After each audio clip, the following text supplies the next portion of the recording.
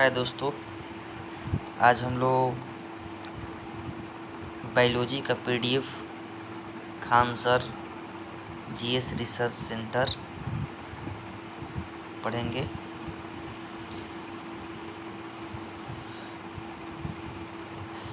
कोशिका के बारे में आज जानते हैं। चलिए, बायोलॉजी जीवों का अध्ययन जीव विज्ञान कहलाता है। जी हाँ दोस्तों, जीवों का अध्ययन जीव विज्ञान कहलाता है। जीव विज्ञान के जनक अरस्तु हैं। ठीक है, जीव विज्ञान दो शाखाओं में बांटते हैं। एक है जूलॉजी और एक है बॉटनी। ठीक है, जूलॉजी जो है ना, इसके अंतर्गत जंतुओं का अध्ययन करते हैं। जूलॉजी जो है ये जंतुओं का अध्ययन करते हैं। जूलॉजी के जनक जो हैं अरस्तु हैं।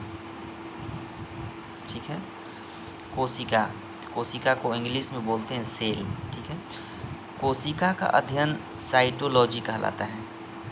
कोशिका का अध्ययन जो होता है ये साइटोलॉजी कहलाता है। सर्वप्रथम कोशिका की खोज 1665 ईस्वी में रॉबर्ट हुक ने किया। ठीक है, किंतु इन्होंने मृत कोशिका की खोज की थी। सर्वप्रथम खोज हुआ था कोशिका का 1665 ईस्वी में रॉबर्ट हुक के द्वारा, लेकिन मृत कोशिका की खोज हुई थी उस टाइम। इन्हें फादर ऑफ साइटोलॉजी भी कहते हैं। ओके, सर्वप्रथम जीवित कोशिका की खोज कब हुई? 1674 ईस्वी में। सर्वप्रथम जीवित कोशिका की खोज 1674 ईस्वी में हुई। कौन किया भाई? एंटोनी वन ल्यूमेनहॉक ने किया। सर्वप्रथम जीवित कोशिका की खोज एंटोनी वन ल्यूमेनहॉक ने किया 1674 ईस्वी में। इन्हें फादर ऑफ बैक्टीरियोलॉजी कहते हैं। इन्हें फादर ऑफ बैक्टीरियोलॉजी कहते हैं। रॉबर्ट ब्राउन ने 1881 ईस्वी में कोशिका के अंदर केंद्रक का खोज किया। रॉबर्ट ब्राउन ने 1881 ईस्वी में कोशिका के अंदर केंद्रक का खोज किया। ठीक है, चलिए आगे बढ़ते हैं। स्लाइडेन एवं स्वान ने कोशिका सिद्धांत दिया और कहा कि शरीर कोशिकाओं से बना है, अतः कोशिका शरीर की सबसे छोटी इकाई है। स्लाइडेन और स्वान ने कोशिका सिद्धांत क्या दिया? कहा कि शरीर कोशिकाओं से बना है, अतः कोशिकाओं शरीर की सबसे छोटी इकाई है। मृत कोशिकाओं को नेफ्रोसिस कहते हैं। जो मृत कोशिका होता है इसको हम नेफ्रोसिस कहते हैं। ठीक है, सबसे छोटी कोशिका क्या होता है? सबसे छोटी कोशिका अगर पूछेगा कोई तो सबसे छोटी कोशिका माइक्रोप्लाज्मा होती है। ठीक है, और बड़ी कोशिका होती है शुतुरमुर्ग का अंडा। ठीक है, आगे बढ़ते हैं। सबसे छोटी कोशिका तंत्रिका तंत्र मतलब ब्रेन कोशिका की होती है। ठीक है, तंत्रिका कोशिका में किसी प्रकार का विभाजन नहीं होता है। मस्तिष्क में, ब्रेन में किसी प्रकार का विभाजन नहीं होता है, अतः यह क्षतिग्रस्त कोशिका को ठीक नहीं कर सकता है। इसमें जो कोशिका होती है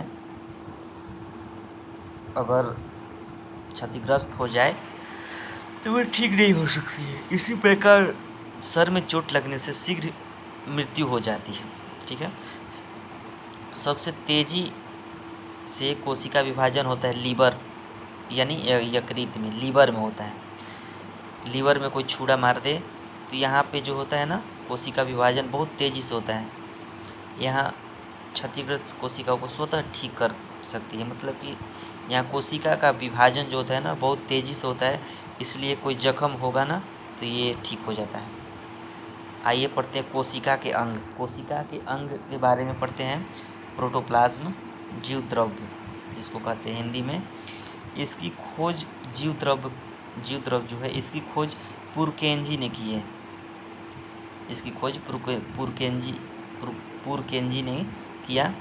यह एक तरल गड्ढा पदार्थ है। इसे जीवन का आधार कहते हैं। इसको जीव द्रव्य यानी प्रोटोप्लाज्म को जीवन का आधार कहते हैं। सभी जैविक क्रियाएं इसी द्रव्य के अंदर होती है। सभी जैविक क्रियाएं जो होती है ना इसके अंदर होती है। इसका 80% भाग जल का बना होता है। 80% भाग किस चीज़ का बना होता है? जल का बना होता है। यह दो प्रकार का होता है। पहला होता है कोशिका द्रव और केंद्रिका द्रव, ठीक है। दूसरा केंद्रिका द्रव होता है। चलिए आगे बढ़ते हैं। कोशिका द्रव कोशिका को सूखने से बचाता है। कोशिका जो द्रव है ना कोशिका को सूखने से बचाता है। चलिए नेक्स्ट पॉइंट पढ़ते हैं। कोशिका भित्ति क्या होती है यानी सेल वॉल। कोशिका भित्ति जो होती है यह सेल्यूलोज का बना होता है और केवल पादपों में पाया जाता है। पादपों में पाया जाता है, ठीक है। यह पेड़ पौधा को सुरक्षित देता है, ठीक। कोशिका भित्ति जो होता है ना ये पेड़ पौधा में होता है। ये सेल्यूलोज का बना होता है। यह पेड़ पौधा को सुरक्षित देता है, ओके।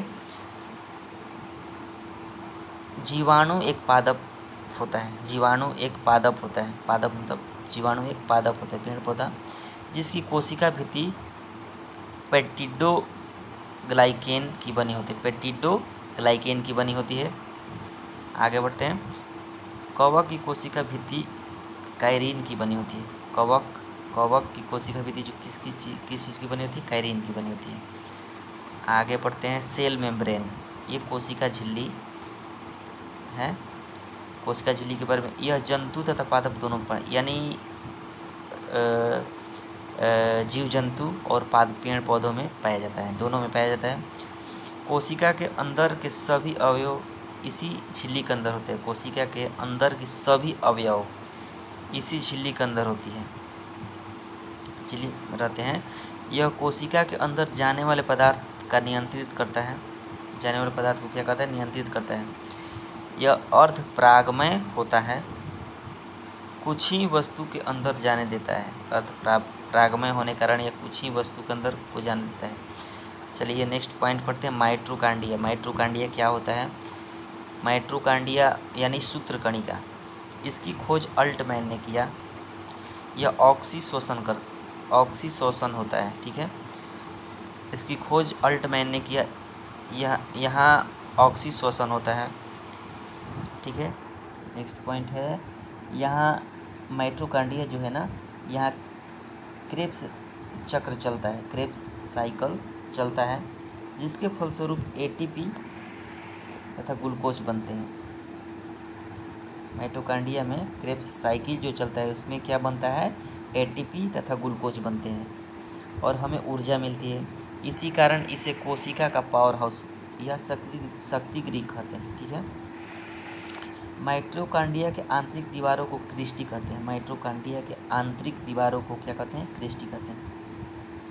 अंतःप्रद्रव्य जालिका, नेक्स्ट पॉइंट है अंतःप्रद्रव्य जालिका। ये एंडोप्लाज्मिक रेटिकुलम होता है, ER जिसको शॉर्ट फॉर्म में बोलते हैं। यह कोशिका के अंदर के आंतरिक सहायता देता है। यह जो होता है ना कोशिका के अंदर से आंतरिक सहायता देता है, अतः इसे कोशिका का आंतरिक कंकाल कहते हैं। यह दो प्रकार के होते हैं, स्मूथ ER और रॉट ER, ठीक है। यह कार्बोहाइड्रेट तथा वसा का निर्माण करता है,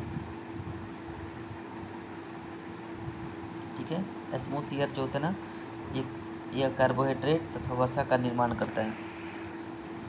और ये रॉट ER जो होता है ना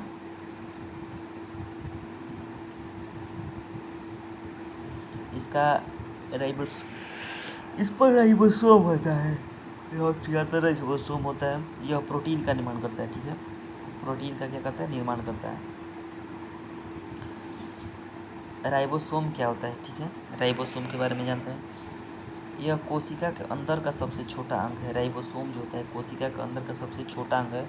यह प्रोटीन का निर्माण करता है। राइबोसोम जो है ना, यह प्रोटीन का निर्माण करता है, अतः इसे प्रोटीन की फैक्ट्री कहते हैं। राइबोसोम को प्रोटीन की फैक्ट्री किसे कहते हैं, राइबोसोम को।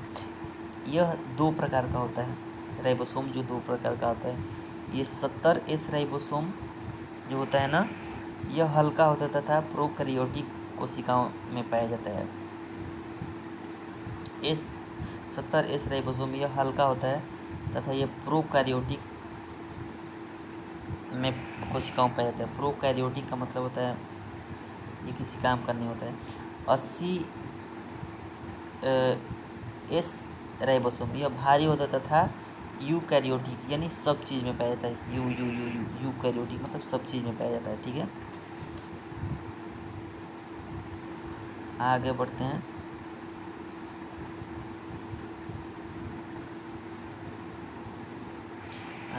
हैं। इसकी खोज मैकेले ये क्या है, एस सेंडिमेंसन कॉन्सिफिशिएंट, ठीक है, और गोल्जी बॉय, ठीक है, और गोल्जी एपर्टियस, ठीक है। इसकी खोज मैकिलो गोल्जी ने किया था। गोल्जी बॉडी यह पदार्थ का गोल्जी बॉडी जो होता है ना, ये होता है, ये पदार्थों का परिवहन का काम करता है, अर्थात यातायात में सहायता करता है ये ठीक है। सेंट्रोसोम क्या होता है, इसको हिंदी में तर्काय कहते हैं। यह कोशिका विभाजन करता है। क्या कहता है, यह कोशिका विभाजन करता है। यह मस्तिष्क में नहीं पाया जाता है। सेंट्रोसोम जो होता है मस्तिष्क में नहीं पाया जाता है, जिस कारण तंत्रिका कोशिका में विभाजन नहीं होता है। यह केवल जंतु कोशिका में पाया जाता है। क्या पाया जाता है, यह केवल जंतु कोशिका में पाया जाता है। ओके। पादप कोशिकाओं में कोशिका विभाजन सेल प्लेट के द्वारा होता है। पादप कोशिका में कोशिका विभाजन कहाँ होता है, सेल प्लेट के द्वारा होता है। पेड़ पौधा के कोशिकाओं में जो होता है कोशिका विभाजन कहाँ होता है, ये सेल प्लेट में होता है। सेंट्रोसोम की खोज बोबरी ने किया था। कौन किया था, सेंट्रोसोम की खोज बोबरी ने किया था। आइए चलते हैं नेक्स्ट पॉइंट पढ़ते हैं। लाइसोसोम क्या है, यह कोशिका के अंदर पाचन का कार्य करता है। लाइसोसोम जो होता है ना, ये कोशिका के अंदर जो होता है ना पाचन का कार्य करता है। इसके अंदर जल अपघटक में पाया जाता है। क्या होता है, यह कोशिका के अंदर पाचन का कार्य करता है, इसके अंदर जल अपघटक पाया जाता है, ठीक है। आगे बढ़ते हैं। कोशिका के अंदर का कोई अंग यदि काम नहीं करता है तो यह उस अंग को नष्ट कर देता है। लाइसोसोम जो होता है ना, ये छिड़काव करके इसको मतलब ख़त्म कर देता है। जब पूरी कोशिका कार्य नहीं करती है तो यह कट जाता है, जिससे पूरी कोशिका नष्ट हो जाती है। अतः इसे आत्महत्या की थैली या एटम बम कहते हैं। लाइसोसोम को आत्महत्या की थैली, ये बराबर क्वेश्चन एग्जाम में पूछता है। लाइसोसोम को आत्महत्या की थैली भी कहते हैं, ठीक है, यानी आइटम बम। इसकी खोज कौन किया था, डी डुबे ने किया था। कौन किया था इसकी खोज, डी डुबे ने किया था। आरबीसी के अंदर लाइसोसोम नहीं पाया जाता है। आरबीसी के अंदर लाइसोसोम नहीं पाया जाता है, अतः आरबीसी मरने के बाद एस्प्लीन मतलब एस्प्लीन प्लीहा तिल्ली में पाया जाता है। एस्प्लीन आरबीसी मरने के बाद एस्प्लीन में पाया जाता है, ठीक है, जिस कारण एस्थलीन को आरबीसी का कब्र कहते हैं। एस्थलीन को आरबीसी का कब्र कहते हैं, ठीक है। आइए चलते हैं, आगे बढ़ते हैं। नेक्स्ट पॉइंट, केंद्रक, न्यूक्लियस, ठीक है। केंद्रक क्या है, इसकी खोज रॉबर्ट ब्राउन ने किया था। केंद्रक की खोज कौन किया था? रॉबर्ट ब्राउन ने किया था। यह कोशिका को नियंत्रित करता है। क्या करता है? यह कोशिका जो है ना, यह कोशिका को नियंत्रित करता है, अतः इसे कोशिका का दिमाग कहते हैं। कोशिका का दिमाग कहते हैं।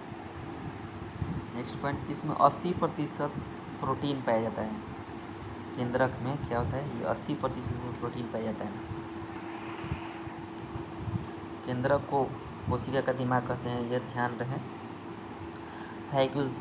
वैक्यूल्स क्या होता है? रसधानी इसको बोलते हैं। यह जल को संचित करता है। रसधानी यह जल को क्या करता है? स्टोर करके रखता है। ठीक है। यह जंतुओं में छोटा होता है, किंतु पेड़ पौधे में बहुत बड़ा होता है। क्या होता है? रसधानी जो होता है ना, ये जंतु में छोटा होता है और पेड़ पौधों में बहुत बड़ा होता है। ठीक है। लवक प्लास्टिड क्या होता है? यह पादपों का सबसे बड़ा कोशिका अंग है। यह पेड़ पौधा में लवक जो होता है प्लास्टिड, ये सबसे बड़ा कोशिकांग है। पेड़ पौधा का सबसे बड़ा कोशिकांग प्लास्टिड है। यह केवल पादपों में पाया जाता है। यह 3 प्रकार का होता है। प्लास्टिड के कितना प्रकार का होता है? 3 प्रकार का होता है। एक होता है क्लोरोप्लास्ट यानी हरित लवक, एक होता है ल्यूकोप्लास्ट यानी अवर्णित लवक, और